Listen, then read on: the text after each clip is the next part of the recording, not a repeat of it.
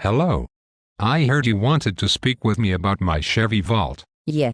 Your car friggin' sucks. Why on earth do you believe that? I heard it on Fox News. That explains it. Please tell me why it sucks. It catches fire. Well, are you referring to the garage fires that were linked to the Chevy Volt, but ruled out by the local fire marshals, General Motors, the insurance companies, and the National Highway Transportation and Safety Administration? Yeah, but it was a government cover-up. Or are you talking about the safety test performed by the National Highway Transportation and Safety Administration in which a Chevy Volt caught fire 3 weeks after the crash? A situation they were unable to reproduce in subsequent tests until they decided to take the battery completely out of the protective casing of the car and beat the shit out of it.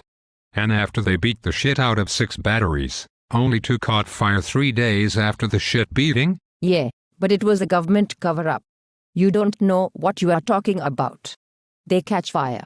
You had best install sprinklers in your garage.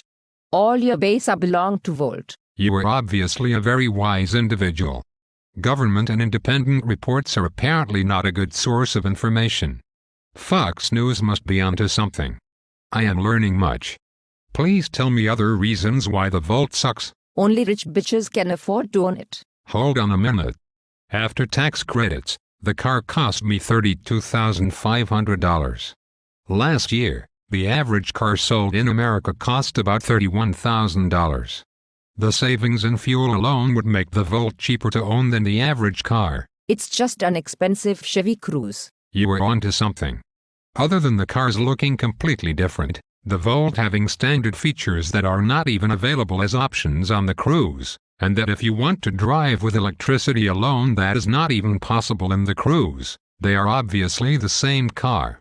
I assume you have the same criticism of Audi and Volkswagen, or Lexus and Toyota, as many of their models share the same platform, yet prices vary wildly across the same platform. It is a crap car. Obviously. With it winning the 2011 North American Car of the Year, Motor Trend Car of the Year, Automobile Magazine Car of the Year, and European Car of the Year, it is obviously a big pile of steaming shit.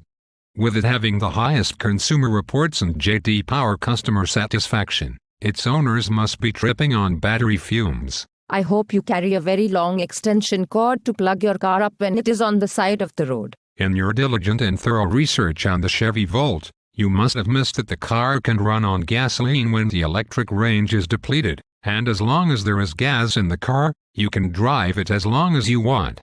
And despite the range being about 40 miles per charge, the actual nationwide miles per gallon combined fuel economy of current Volt owners is over 120 miles per gallon, more than 2 times the rating of the Prius. You must enjoy driving around in the Obama-mobile. That is interesting that you say that. Did you know that the car was announced and designed during the Bush administration, and that George Bush was the individual to first sign into law the tax credit for electric vehicles? Electric cars are stupid anyway.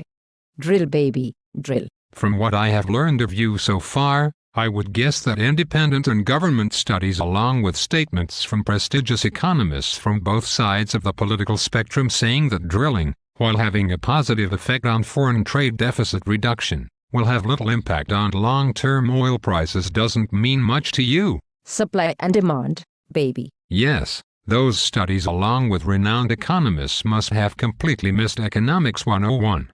You should correct them on their glaring oversights. Have you hugged a tree lately? How much coal does it take to drive your car? It's interesting you say that, as a good percentage of Volt owners purchase a Volt over issues of national security, foreign trade deficit reduction, and to diversify away from our single fuel source transportation system. And as far as the environmental concerns, studies have concluded that the emissions from our diversified power grid are no worse than the cars burning gas at 30 miles per gallon, more than the nationwide average of 22 miles per gallon, and for about half the population of the United States, the power emissions to generate electricity for the Chevy Volt are better than cars exceeding 50 miles per gallon. Your car sucks. Face it. Must be nice getting some of my tax money to help pay for it. Well, with that statement you obviously don't understand the difference between a tax credit and a tax rebate, because the Volt gets a tax credit, But by your logic, not mine, I am a rich bitch. According to your logic and Reagan trickle-down economics, giving tax money back to rich bitches, like me, should trickle down and create jobs. And according to Rush Limbaugh, the rich already pay more than their fair share of taxes, so all you're really doing is giving us rich bitches the tax break that you say we deserve. Thank you.